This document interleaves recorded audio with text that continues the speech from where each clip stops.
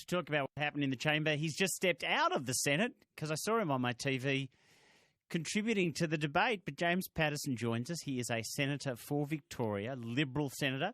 He also happens to chair the Finance and Public Administration Legislation Committee. Senator, good afternoon. Thank you for having me, Raf. Firstly, just having a vote that got passed in the Federal Australian Parliament in support of same-sex marriage, that's a little bit of history, isn't it? It's a bit of history, and from my point of view, it's a very welcome moment. Many people feel it should have happened a long time ago, but it's good that it is now happening. There were some amendments that you were keen on, including giving some exemptions for civil celebrants and also having two separate definitions of marriage. Were you upset they were defeated? I wasn't surprised that they were defeated, and just to clarify what it was more protections for celebrants. There are actually some more amendments that seek to deal with that in a different way by Senator Brandis and Senator Lionhelm, so they may yet still pass.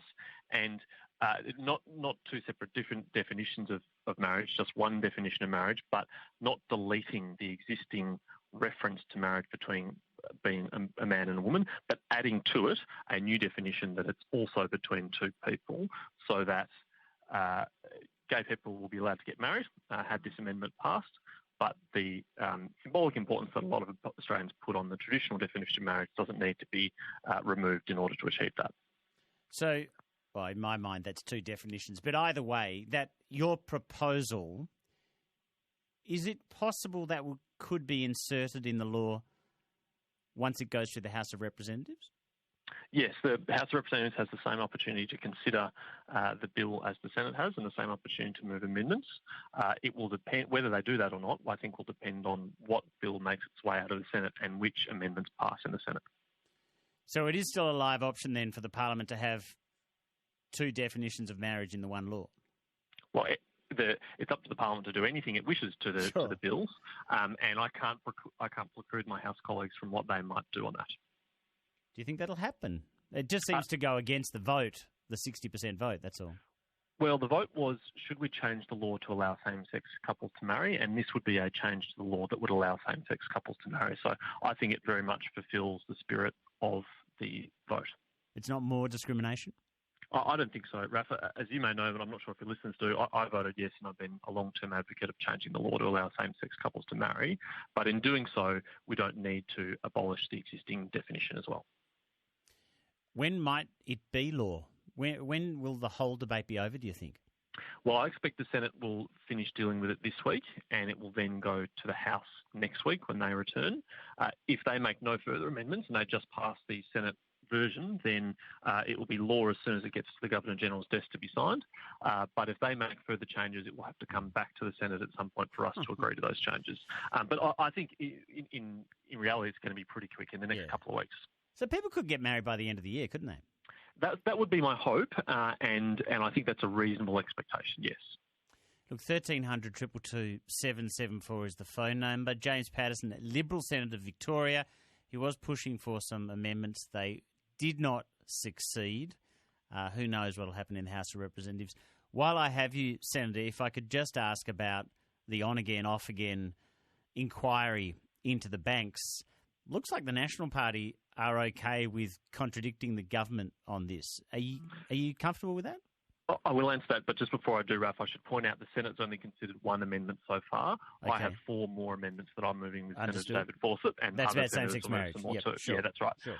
On the issue of a Royal Commission into banks, my view is that it's not a good idea, and I won't be supporting it. But my national colleagues, particularly those who are backbenchers, do have the right to move their own private members' bill. Just as we've seen in the same-sex marriage debate, some Liberals backbenchers move their own private members' bill. Nationals equally have that same right. But it's division within the government, isn't it? Well, only if you agree that it was division within the government for same-sex marriage to be put up as a private member's bill. I don't really see it in those terms. I think it's healthy for the government to have a debate internally about issues, for private backbenchers to put up their own private members' bills to address issues they're concerned about.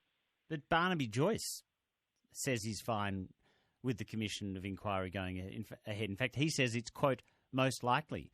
I mean, if Barnaby Joyce and others in the National Party are willing to directly contradict what the Prime Minister said 100 times, that there shouldn't be a Royal Commission, that's division.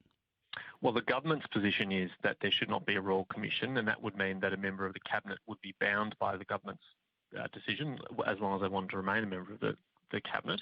But backbenchers, of course, are free to vote and move motions according to their own beliefs. Isn't that a bit of, I mean, forgive the description, but that's a bit of sophistry, isn't it, to suggest that it's only a few people on the backbench? Barnaby Joyce and a whole lot of people in the National Party are willing to cause the Prime Minister a whole lot of pain. That's the definition of division, isn't it?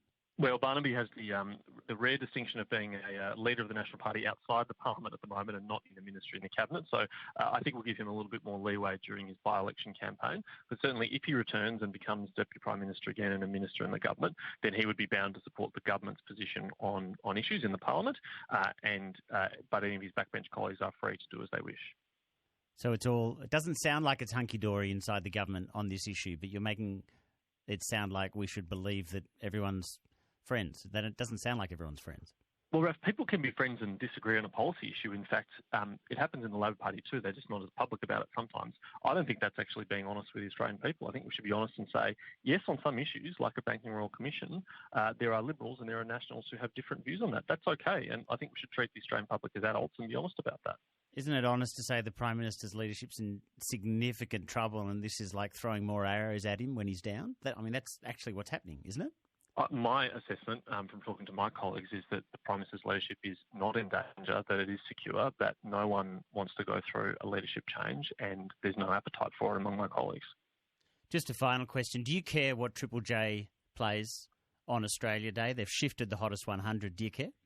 Well, I don't really care what what music they play on which days. That's really a matter for them. But that's not what this is really about. This is about Triple J making a political statement that it doesn't believe Australia Day should be celebrated on January 26th. And I don't think that's appropriate for a taxpayer-funded public broadcaster to make that kind of political intervention. Do you think is there a media organisation in the country that does more on Australia Day about Australia Day than the ABC? I haven't checked Raf, but if you're saying that there's no other that does more, I'm happy to accept that assertion. But that doesn't justify what Triple J has done, which is a transparently political intervention into an issue. It actually doesn't really divide the Australian population. It does divide, say, the Liberal Party from the Greens, but it doesn't divide the Australian population, which is overwhelmingly united behind Australia Day. 60% of their listeners wanted the change. Yes, well, they don't have the duty just to their listeners. They have a duty to all Australians because they're funded by all Australians. The taxes of every Australian goes to funding Triple J, not just those who tune in. Is it not a little ridiculous to be quibbling with Triple J over its... They're going to be playing Australian music all day. The ABC will broadcast the Australians of the Year awards that will nationally broadcast the winner of the Australian of the Year award. I mean, there isn't an organisation in the media more behind Australia Day than the ABC. It just sounds a bit silly having a go at Triple J about this one. Well, as I said, Raf, I don't really mind what music Triple J chooses to play on Australia Day or any other day. What I do mind is a transparently political intervention into a debate that is not the place for a taxpayer-funded media outlet to play, and that's what Triple J has done, and that's the decision they've made, and I think that reflects poorly on them, given that they are funded by the taxes of all Australians. Hey, just a cheeky final question. Have you got any wedding invitations sort of sealed and ready to go once the legislation passes? Have you been told that you'll be invited to a same-sex marriage wedding as soon as it's law? Look, I think I do. I will have a few invites in the mail, yes, but obviously we should never count our chickens before they hatch. Sure. Thanks for your time. Thanks, Raf. James Paterson, Liberal Senator for Victoria.